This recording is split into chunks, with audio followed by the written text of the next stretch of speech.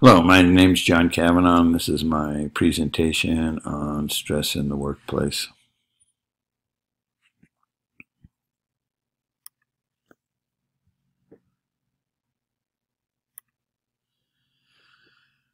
Um, in the United States today, and actually all over the world, obesity is becoming a major issue, and along with obesity is the heart problems, diabetes, stroke, high blood pressure that goes along with that. Um, uh, they say that 35% of the adults in the United States today are obese.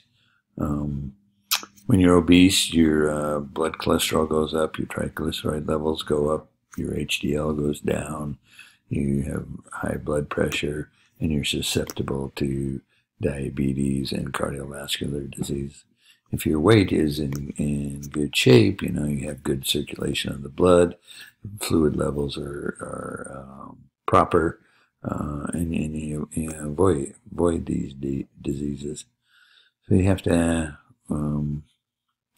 wonder why it is that we continue to see people getting bigger and bigger and subjecting themselves to these diseases.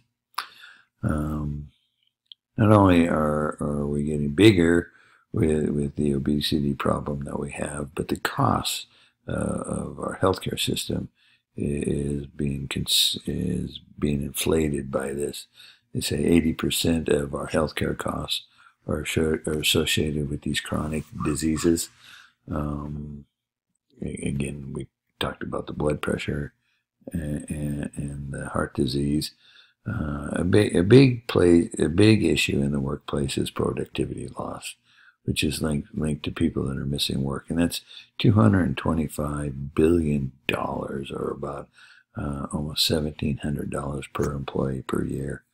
Um, and they say that one of the reasons, one of the leading reasons for that causes the behavior that results in obesity is stress in the workplace. Um, it's one of the leading workplace health problems, according to the Center of Disease and Control. What is stress? Well, stress is anxiety produced when events and responsibilities exceed one's coping ability. This, according to uh, Richard Laverius. Um, in the way stress affects us, there's behavioral effects on us, and then there's effect of on our endocrine system. Uh, I'm sure most of us have experienced, I certainly have, in my previous careers, an engineer and a manager. Uh, People with stress sleep poorly. I did. You are less likely to exercise. You adopt poor eating habits. You smoke, maybe you don't, and you don't comply with medical treatment. And your endocrine system responds by releasing hormones, which influence your immune system, your inflammatory process, and these again affect your body by increasing your susceptibility to infections and coronary artery diseases.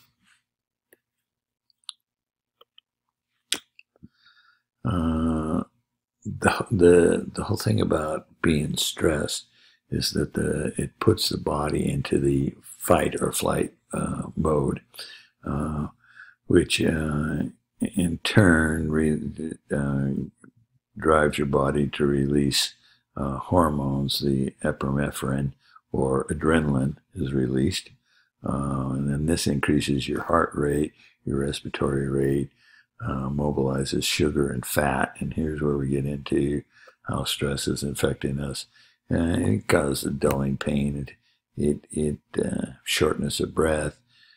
If and this continues chronically, this is when it starts to affect us. This on the endocrine system, as you saw before, the behavioral changes, um, where we're just the bad eating habits, has a more immediate effect on our bodies. Now we learn. Studying to be a kinesiologist, and we learn in kinesiology, and we also learn in the psychology of sports that we do want to be aroused in preparation for events, or even when you're giving a speech or taking a test. You want your body in a aroused, a excited state that enables you to perform at a higher level, and that's what happens, with healthy tension, and this is also common in the workplace. There's competitiveness, there's the need to meet deadlines, and this can be good, but if it gets to be too much, and goes into a more chronic stage, it causes fatigue, ill health, and that's when it starts having a negative impact on our bodies. Okay, according to the American Psychological Association, they did a survey in 2014. They asked adults what was caused stress in their life, and 64% of them indicated money issues, 60% indicated work, 47% family, health issues, relationships, and family health. All were categories that were affecting people and causing stress in their lives. But why is it that these categories are causing stress in people's life? And again, you want to go back to the definition, and Chopra and Dorsey. Their definition of stress is the inability to cope with a perceived threat to one's mental, physical, emotional, or spiritual well-being, which results in a series of psychological responses. So this makes sense, and then when we look at stress this way, is why in the workplace we become stressed when we feel threatened by a boss, by a deadline, by our capability to do work, by our relationships with fellow employees, and you notice in the workplace that everybody responds to these things differently. I remember as being a manager, some people would tell me that I was intimidating, and other people, so I'd ask them, "Am I intimidating?" They'd say, "No, I don't find you intimidating." But each person I interacted with was different, and I had to learn how to interact differently with each person. So I think the conclusion here is that there is no universal identifiable causes for stress. It's different for each and every individual. It's unique to each and every environment. And therefore, there's no universal solution to managing and reducing stress.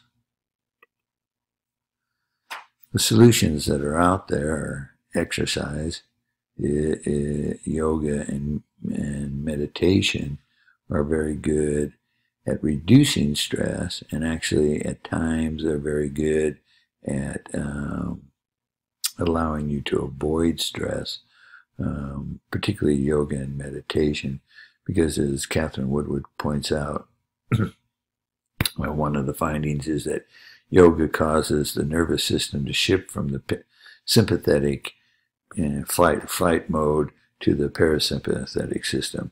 So that reduces the adrenaline in your system. It also reduces the cortisol in your system, which allows you to come down out of this aroused, frightened state, stress state. The yoga and meditation, if you've done either of these, you know how you get into a position, you're holding a pose, your mind begins to concentrate on that pose, you concentrate on your breathing, and that's how you shift your nervous system out of one state to another. Exercise, you'll notice that when you are either doing an aerobic, more likely anaerobic or aerobic rather than anaerobic, you'll get into a state where your endorphins are engaging, and that gives you a more relaxed, peaceful feeling. Behavioral modification is a complicated approach to reducing stress, and actually it's more related to avoiding stress. I'm familiar with the Maslow's hierarchy of needs, and how the needs of an individual are going to be met, whether he's conscious of it or not. And the needs are things like belonging, control, power. And these all are needs that can be met in the workplace, and they can be met positively if you're conscious of it. And you can have a strategy to meet these positively. But they also can be met negatively, and these will usually have negative consequences if you're doing it unconsciously. Mindfulness is a part of that, and again, the things that you get involved with here are knowing how to constructively run your meetings, knowing constructively how to accept criticism, and that all falls under the realm of behavior modification. Managing expectations is pretty critical to managing stress. The study on the occupational stress, job demand, control, support factors among construction project consultants found that in the industry, expectations of working long hours create a stressful environment. And what they also found out in this study was that these long hours didn't increase productivity. So it was creating a expectation in the population of this construction area. This happened to be in South Africa, that they needed to work long hours. Created stress, but it didn't provide any benefit to the industry or the clients. And that's where, again, managing expectations. A lot of these subjects were working extra hours because that's what they thought they needed to do, but the end result was they were just adding more stress. Coaching is a very helpful way to reduce stress. Ashley Winberg reported that coaching can have a positive effect on the physiological health. Again, by using a coach, you're developing strategies to reduce stress, and you're using strategies to avoid stress. Bradley Wynn reviewed a study by Joyce Bono and Teresa Glum, that both having a positive work positive work events and positive reflection intervention helped reduce stress and improved health. In this particular study, they focused on providing positive feedback and letting people know that they're doing good, they're contributing to the workforce and to the company, to the environment that they're working in, and it's had a very positive effect. And what they did with the managers was they had the managers each evening write down the positive things that happened during the day and reflect upon them, and try to incorporate them into their work style. And this had a very positive effect. And that happened in 2015. So the conclusion is that life stresses us all differently. And in the workplace, it's going to affect us all differently. We need to be aware of who we are, what our needs are, what our fears are, and to learn how to manage these. We have to have strategies for every aspect of our life. We need to have strategies for our financials. We need to have strategies for getting work done. We need to have a strategy on how to balance our work life with our home life, with our health and exercise life. We need to eat well. We need to exercise. And we need to allow ourselves time. I think the biggest and most exciting thing that we're seeing in the industry today, particularly around coaching and health management, is that we don't focus on any one of these. It has to be a holistic, uh, it has to be an integrated strategic approach to managing your stress level, mentally, physically, emotionally, at home, at with the kids and the family, at work, and at play. And there's more and more material that's made available to us all to use in one, understanding ourselves, two, understanding our place in the workplace and how we affect other people and how other people affect us. And I think these are the exciting things I hope to be working with soon, and helping managers and others in the workplace to reduce their stress, improve their health, exercise to affect both of those, and so that we have an integrated, holistic approach to a good, healthy lifestyle. Thank you very much.